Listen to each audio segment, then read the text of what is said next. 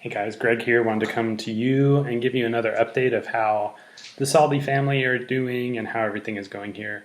As a family, we're doing okay. We're right now in fall vacation.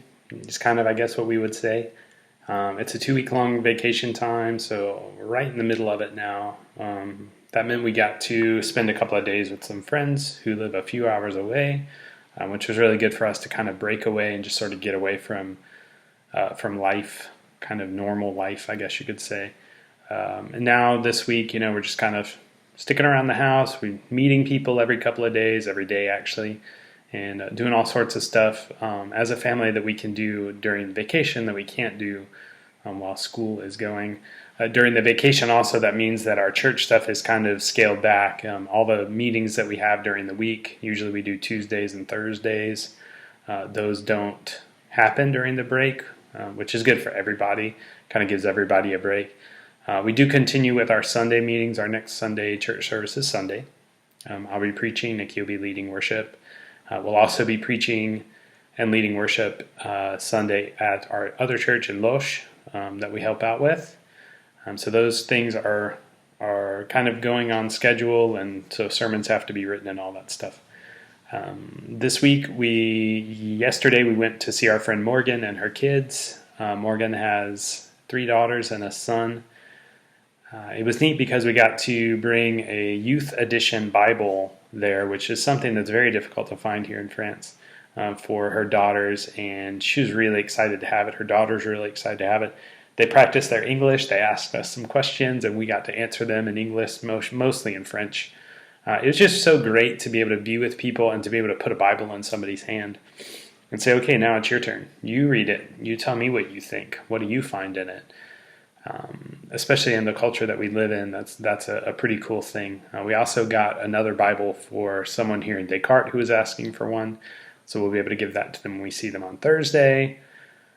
Tomorrow we have some friends who are visiting from out of town who used to live in Losh that we met, so it'll be neat to see them again. They moved just recently to about 5 hours from here, and they have some business to do in the area, so they'll come back. So that kind of stuff, that meeting people, having coffee with people, getting to see them, which is really the basis of how our churches are planted here, is something that continues to happen despite the health regulations. So where are we at there? France is under a curfew rule. Most of France is, not all of France. We're part of that. After 9 o'clock, you're not allowed to be out 9 p.m., and then before 6 a.m., 9 to 6 a.m. is the curfew law. It includes also that all bars are closed. Obviously, we don't really go to bars. We might go to bar restaurants, but not really just bars. And then all sporting activity that is not professional or high level for adults has been canceled. So that means the badminton that I started playing a few weeks ago has now been canceled again.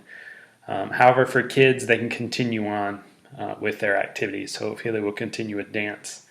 Another part of those health rules here is that there can only be 6 people either at a table at a restaurant or 6 people at a house at a time, which, there's 3 of us. If we have a family, a friend who has a family and there's 4 of them, can't kick somebody out. It just basically means to keep your groups really small.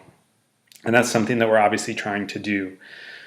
With that, we can't have any of our social meetings at church, which is kind of a bummer because it doesn't allow the community to get together and then to welcome new people or just to see new people in the community. So that's a really difficult thing. So if you want to pray for anything, just pray for that transition in community. I've seen people on Facebook, even in America, talk about how it's starting to wear on them, the idea of not being able to go to church, not being able to do things, not being able to play games with people, things like that. I think we're all kind of in the same boat there, but do be praying for that situation. We are seeing people who are coming closer, or at least asking more questions about who Jesus is. I think that this time of uncertainty helps people to feel a little bit more free to ask those questions. And that's what we're all about. And we just want to be people who are here to respond to questions. So we thank you for your generosity. Thank you for your prayers. Continue to do that.